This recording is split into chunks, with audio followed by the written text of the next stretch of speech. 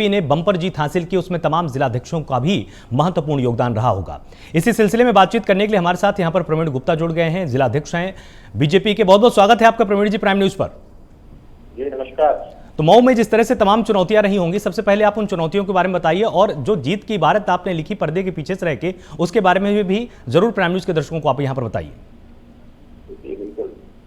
Bharatiya Janata party का एक एक कार्यकर्ता इस 2022 के चुनाव में लगा रहा। जिस तरीके से 2014, 17 और 19 में भारतीय जनता पार्टी के कार्यकर्ताओं के द्वारा अथक परिश्रम से भारतीय जनता पार्टी ने उत्तर प्रदेश में देश के अंदर सरकार बनाई, उसी क्रम में हम सभी ने 2022 में भी परिश्रम की पराकाष्ठा सभी कार्यकर्ताओं ने किया है।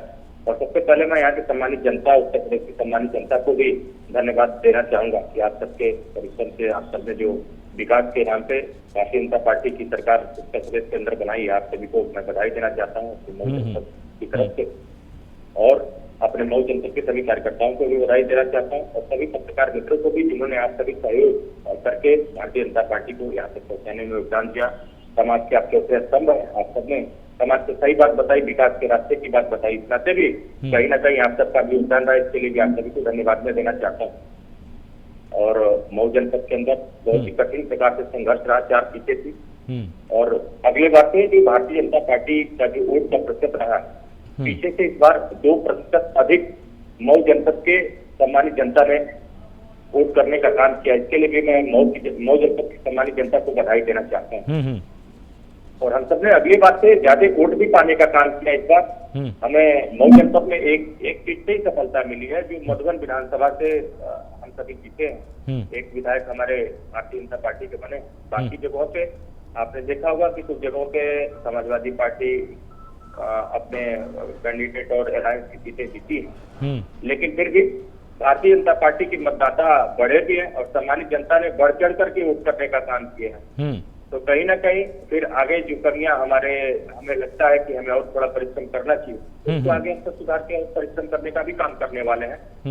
क्योंकि जब पीछे आप 17 के चुनाव में देखेंगे, 19 के बाई इलेक्शन का देखेंगे या 14 का चुनाव देखेंगे, उनसे ज्यादा वोट हमको 2022 में मिला। यानी कहीं ना कहीं ये सरकार की जो नीतियां थी, जो नियति थी, जो जनता के प्रति जवाबदेही थी, हम उसको बताने में जनता के बीच, सम्मानित जनता के बीच में सफल हुए। इतना सी जनता ने हमें बढ़ चढ़ करके वोट किया।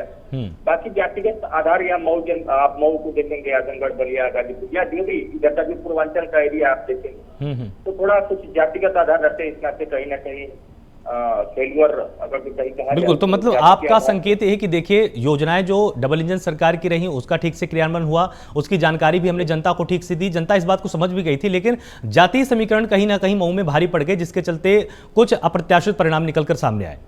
जी बिल्कुल बिल्कुल, यही चीजें सही है। वरना आप इसको समझ सकते हैं। मैं आपके चैनल के माध्यम से बताना भी चाहता हूँ, जैसे इसके पहले भी आपके चैनल ने जब इंटरव्यू लिया था सभी का, तो हमने बताया था कि सबका साथ सबका विकास, सबका विश्वास के आधार पर और जनता के प्रयास के आधार पर उत्तर प्रदेश में सरकार चल रही है, और विकास के आधार पर ही हम सभी जनता के बीच में जाने का काम भी किए थे। और जनता ने उसको, हम सबको, हमारे जो सरकार थी उसकी नीति और नियति को एकदम सिर से बिठाने का काम किया, और बढ़ चढ़ करके लोकतंत्र के महापर्व में आगे आकर के वोट देने का काम किया। इसलिए तो मैं बधाई देना चाहता हूँ। अब जातिगत आधार पे अगर जनता पीछे रह गए तो आगे प्रयास करके जनता के बीच में फिर जो ये सरकार चलने जा रही है, जो 2022 में 27 की, इसमें हम सभी जो जाति से ऊपर उठ करके, जाति धर्म और संप्रदाय से ऊपर उठ करके जो जनता आगे सोचेगी, उसके बारे में हम सभी प्रयास करके जनता को अपने पक्ष में लाके खड़ा करने का काम करेंगे।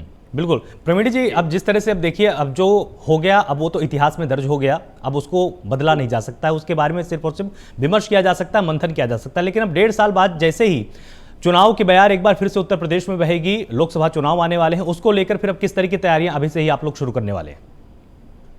देखिए, भारतीय जनता पार्टी का कार्यकर्ता अनवरत 365 दिन अहर्निश बिना किसी स्वार्थ के, बिना किसी भेदभाव के काम करता है। हम 10 तारीख को अभी हमारे उत्तर प्रदेश की मतगणना समाप्त हुई है। उत्तर प्रदेश में पूर्ण बहुमत की सरकार भारतीय जनता पार्टी की बन रही है। अभी स्थानीय निकाय चुनाव का जो है, आप देख रहे होंगे, मैं अपने ऑफिस में बैठा हूँ और सभी कार्यकर्ता उसकी तैयारी शुरू कर चुके हैं। आज से पर्चा दाखिला होने वाला है। जैसे चुनाव की प्रत्याशी घोषित होंगे, हम उस चुनाव में लग जाएंगे। 9 अप्रैल तक उस चुनाव को कराएंगे। बाकी 2024 की जो आपने बात किया, तो उत्तर प्रदेश की जो जनता ने भारतीय जनता पार्टी को सम्मान देने का काम किया है। आप इससे अंदाजा लगा सकते हैं कि 2014, 17, 19, 22 फिर उसी प्रकार से 2024 में हम क्लीन स्वीप करने जा रहे हैं उत्तर प्रदेश के अंदर।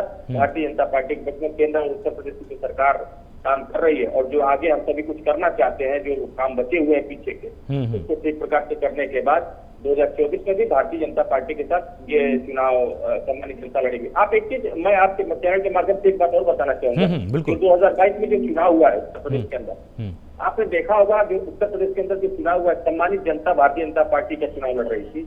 इस नाते उत्तर प्रदेश के अंदर इतने ज्यादा सीटों को लेकर के भारतीय जनता पार्टी ने सरकार बनाया, तो कहीं ना कहीं हम विकास के आधार पे जनता के बीच में जुड़े हैं।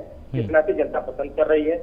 जो गुंडों का साम्राज्य था वो खत्म हुआ, जो स्वार्थी लोग थे, जो राजनीति को अपनी जुबान बना करके चला रहे थे, वो खत्म हुआ, और उत्तर प्रदेश में जो सुशासन के नाते जो सरकार चली, इसके नाते जनता ने हमको बैठाने का दोबारा काम किया है। इस तरीके से देश के अंदर दोबारा बैठा है, उसी तरीके से प्रदेश के अंदर। और आपने देखा होगा 35 सालों के इतिहास में पहली बार ऐसा उत्तर प्रदेश के अंदर हुआ है कि भारतीय जनता पार्टी की सरकार दूसरी बार बनी है, और सारे मिथकों को तोड़ के बनी है। आपने ये भी देखा होगा कि अभी इसके पहले एक था उत्तर प्रदेश में कि कोई मुख्यमंत्री नोएडा जाता है तो दोबारा मुख्यमंत्री नहीं बनता। बिल्कुल सारे मिथक टूटे। नहीं हुआ। उत्तर प्रदेश के अंदर पूज्य योगी आदित्यनाथ जी महाराज दोबारा मुख्यमंत्री बने, पहले भी नहीं बने। आप इसको देखिए, बहुत सारे मिथक उत्तर प्रदेश में टूटे हैं, तो फिर इस नाते टूटे हैं कि श्रद्धेय प्रधानमंत्री मोदी जी, श्रद्धेय मुख्यमंत्री पूज्य योगी आदित्यनाथ जी की महाराज नीति और नीति साफ है, जनता के प्रति हम सभी विकास के साथ कदम से कदम मिला के चलने का काम कर रहे हैं। इस नाते जनता भी हमारे साथ खड़ी है और उत्तर प्रदेश के अंदर सरकार बनी। ठीक है, बहुत बहुत शुक्रिया प्राइम न्यूज से बात करने के लिए, अपना कीमती समय देने के लिए और तमाम चीजों को स्पष्ट करने के लिए कि जहां कहीं भी मऊ जिले में थोड़ी सी कमी रह गई उसको अब 2024 के चुनाव में आप लोग निश्चित रूप से पाटने की कोशिश करेंगे। और तमाम जिलाध्यक्षों की जुबानी इसी तरह से कहानी सुनने के लिए, उनकी जीत की कहानी को समझने के लिए जुड़े रहिए प्राइम न्यूज के साथ। नमस्कार।